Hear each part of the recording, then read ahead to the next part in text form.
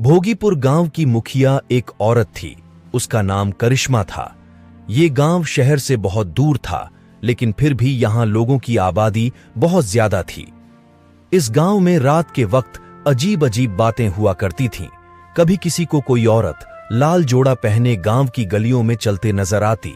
कभी कब्रिस्तान में अचानक बहुत सारे कुत्ते और सियार चिल्लाने लगते। ऐसा लगता जानो कि कब्रिस्तान में कोई दौड़ रहा है। कभी लोगों की छतों पर से घुंघरू की आवाज आने लगती। जब भी इस गांव में किसी की मौत होती है और उसे कब्र में दफनाया जाता, तो अगले दिन कब्र की पूरी मिट्टी हटी होती और लाश कब्र के बाहर पड़ी होती। इन बातों की वजह से लोग बहुत परेशान थे कि आखिर ये कौन कर रहा है। ये 8 दिसंबर की बात है। गांव के एक बहुत बूढ़े आदमी की मौत हो गई। लोगों ने उसे शाम तक कब्र में दफना दिया, लेकिन सुबह लोगों की हैरत की इंतहा न रही जब उन्होंने देखा कि कब्र तो बिल्कुल खुदी पड़ी थी और लाश कब्र के बाहर पड़ी थी। गांव का चपरासी गांव वालों को बताया करता था कि मैं अक्सर एक औरत को कब्रिस्तान की तरफ जाता देखता हूं, लेकिन लोग उसकी बात पर ज्यादा ध्यान नहीं देते थे। जब से यह मुर्दे वाला हादसा हुआ था, तब से गांव के लोग बहुत डरे हुए रहते थे। गांव में यह बातें मशहूर थीं कि कब्रिस्तान में एक चुड़ैल रहती है जो मुर्दों को निकाल कर खा जाती है, और जो भी उस कब्रिस्तान की तरफ जाता है उसे जान से मार देती है। रात के वहीं कुछ 1:30 बज रहे थे। सारा गांव सो रहा था। गांव का चपरासी डंडा लेकर गांव की निगरानी कर रहा था। अचानक उसकी नजर कब्रिस्तान पर पड़ी। उसे रात के अंधेरे में एक औरत लाल कपड़े पहने कब्रिस्तान की तरफ जाती नजर आई। चपरासी ने सोचा कि इतनी रात में कौन कब्रिस्तान की तरफ जाएगा। चपरासी उस औरत के पीछे पीछे गया, लेकिन वो औरत पता नहीं कहां रात के अंधेरे में गायब हो गई। 3 दिनों के बाद अचानक गांव के एक नौजवान लड़के की बीमारी की वजह से मौत हो गई। लोगों ने उसे नहलाकर कब्र में दफन कर दिया। रात के 2 बजे का वक्त था। चपरासी ने आज फिर से उसी औरत को कब्रिस्तान की तरफ जाता देखा।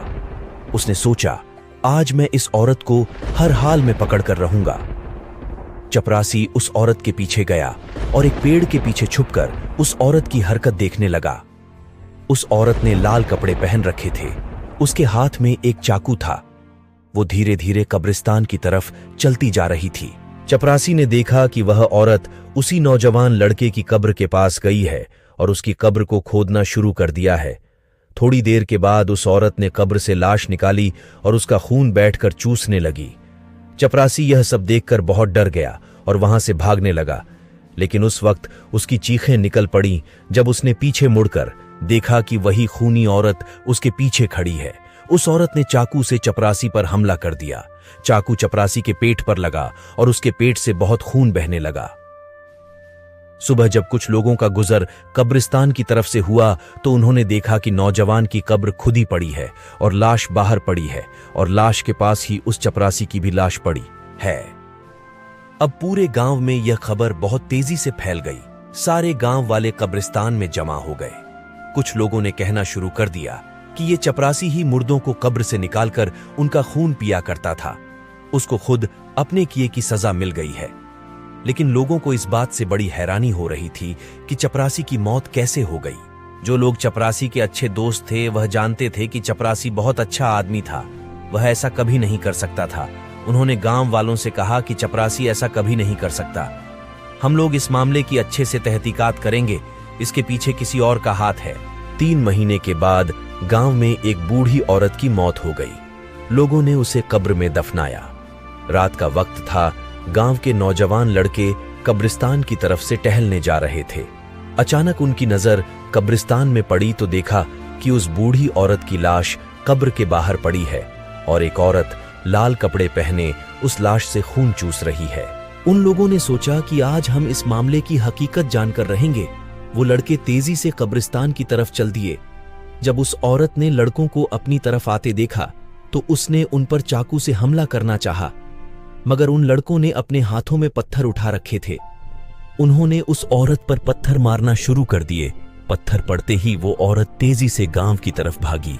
जब गांव वालों ने कब्रिस्तान की तरफ से शोर सुना, तो सारे गांव वाले दौड़ते हुए आए। उन्होंने देखा कि कुछ लड़के एक औरत को दौड़ा रहे हैं। जब उस औरत ने गांव वालों को अपनी तरफ आते देखा, तो उसने पीछे मुड़कर चाकू से एक लड़के पर हमला कर दिया चाकू उस लड़के के हाथों पर लगा और उसके हाथ से खून बहने लगा। एक दूसरे लड़के ने उस औरत का हाथ पकड़कर उसके हाथ से चाकू छीन लिया और उस औरत के सीने पर चाकू मार दिया। वो औरत वहीं पर गिर गई और तड़पने लगी। सारे गांव वाले जमा हो गए। उन्होंने एक लड़के को खून से लथपथ और दूसरी तरफ उस औरत को तड़पता हुआ देखा तो इन लड़कों से पूछा कि ये सब क्या हो रहा है। तो लड़कों ने गांव वालों को सब कुछ बता दिया कि हम लोग कब्रिस्तान की तरफ से घूमने जा रहे थे। हमारी नजर कब्रिस्तान की तरफ पड़ी तो हमने देखा कि इस औरत ने बूढ़ी औरत की कब्र को खोदा है और उसमें से लाश निकालकर उसका खून पी रही है। हम लोगों ने इसको पकड़ना चाहा तो इसने हम पर चाकू से हमला कर दिया। हमारा एक दोस्त इसी वजह से जख्मी हो गया है। तो लड़कों ने गांव वालों को सब कुछ बता दिया कि हम लोग कब्रिस्तान की तरफ से घूमने जा रहे थे। हमारी नजर कब्रिस्तान की तरफ पड़ी तो हमने देखा कि इस औरत ने बूढ़ी औरत की कब्र को खोदा है और उसमें से लाश निकालकर उसका खून पी रही है। हम लोगों ने इसको पकड़ना चाहा तो इसने हम पर चाकू से हमला कर दिया। हमारा एक दोस्त इसी वजह से जख्मी हो गया है। गांव वालों ने जब पूरा किस्सा सुना और उसके बाद उस औरत की लाश पर रोशनी डालकर उसकी शक्ल देखी तो गांव वालों की आंखें फटी की फटी रह गई, क्योंकि वह औरत कोई और नहीं बल्कि गांव की मुखिया करिश्मा थी।